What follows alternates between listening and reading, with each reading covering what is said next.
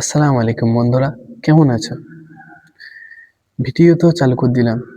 ভিডিওতে এবারে কি বলবো কিছু খুঁজে পাচ্ছি না। চলো আল্লাহরই কথা বলা হোক। দাও, খুব সুন্দর একটা বই আনিয়ে।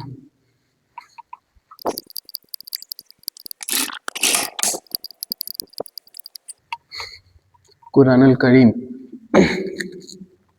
এর থেকে ভালো বই আর কি আছে ভাই? কিচ্ছুই নেই।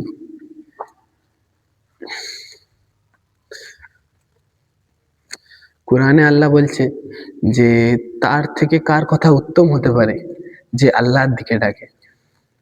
আউযু বিল্লাহি মিনাশ শাইতানির রাজিম, বিসমিল্লাহির রহমানির রহিম। চলো আগে সূরা ফাতিহা থেকে শুরু করা যাক। সূরা ফাতিহা। আচ্ছা, যারা পীর বা পীরকে আমরা সবাইকে সম্মান করি, আমরা মানে সবাইকে সম্মান করি। হ্যাঁ, ওনারা আল্লাহর ওলি, কিন্তু এমন তো না যে ওনারা কিছু দিতে পারে বা ওনারা কবরের থেকেও শোনে, এমন কিচ্ছুই না।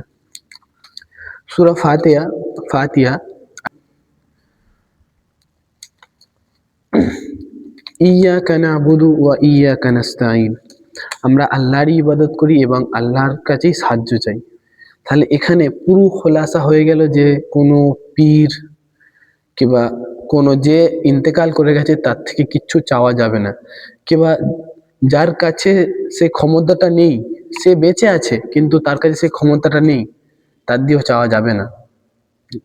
শুধু একমাত্র আল্লাহর কাছ থেকেই চাইতে হবে। আরেকটা আয়াতে যাওয়া যাক।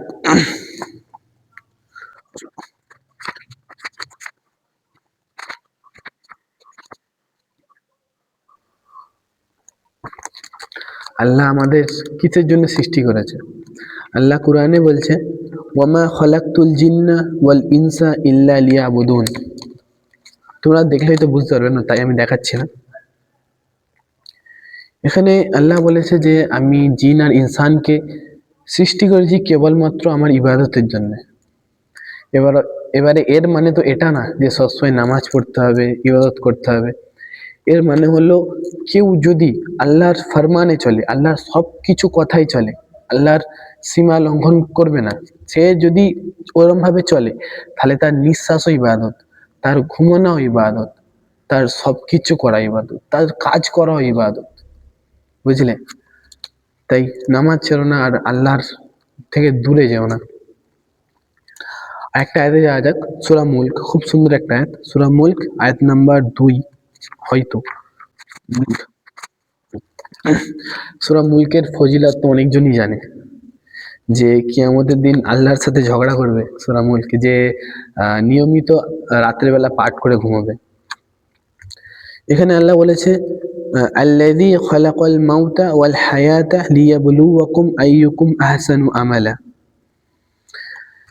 আল্লাহ খলাক মানে আল্লাহ সৃষ্টি করেছে মত আর জীবনকে, মানে মরণ আর জীবনকে, যার জন্য উনি দেখতে পারে যে কে সব থেকে ভালো আমলকারী।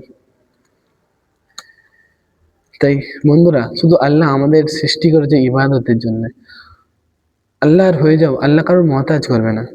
চেষ্টা করো আল্লাহর হওয়ার, চেষ্টা করুন, আল্লাহর হতেই হবে। নামাজ ছাড়া দুনিয়ায় কিচ্ছু নেই বন্ধুরা, নামাজ ছাড়া দুনিয়ায় কিচ্ছু নেই। যে আল্লাহর হয় না, সে আল্লাহ তাকে গাফিল করে দেয়। আল্লাহ সে জানেই না, আল্লাহ তার কলবে এমন একটা করে দেয় যে সে জানেই না সে ফায়দায় আছে না লসে আছে। কিয়ামতের দিন সে যখন জানতে পারবে সে কত বড় লস হয়েছে, তখন সে বুঝবে। বন্ধুরা, আল্লাহর দিকে ফিরে আসো। যখন কিয়ামতে জানতে পারবে যে কত বড় লস হয়েছে, তখন তো সেটাকে আর শুধরাতে পারবে না। বন্ধুরা, বোঝো, একটুখানি হলেও বোঝার চেষ্টা করো। এই দুনিয়া কখন নিঃশ্বাস শেষ হয়ে যাবে কেউ বলতে পারে না। আল্লাহর দিকে ফিরে আসো।